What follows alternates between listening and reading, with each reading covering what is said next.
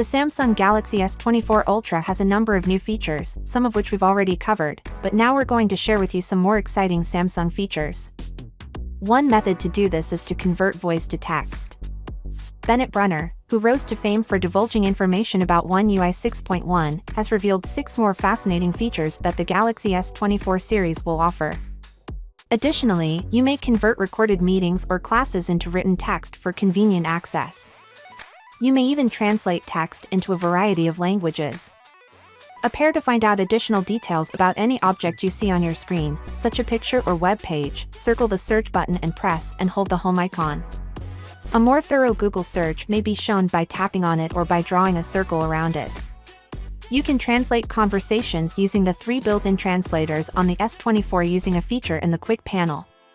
The S24 contains 4 advanced editing features that are similar to those on the Pixel phone, allowing you to crop, resize, and move objects or subjects inside photos. You may choose to read or hear the translations.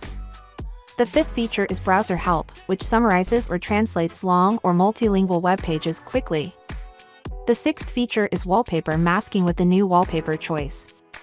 In order to make a subject stand out, you may now choose one from a scene and apply artistic styles or eliminate the frame.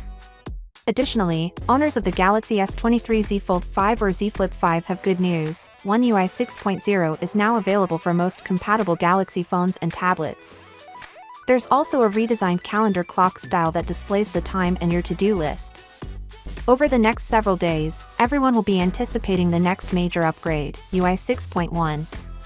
The Galaxy S24 and S24 Plus will once again employ Exynos CPUs in Asian and European countries, while variants with Snapdragon chips may be offered in certain areas, according to recent sources. Exynos CPUs will be offered for the Galaxy S24 and S24 Plus in Europe, according to a recent report from WindFuture.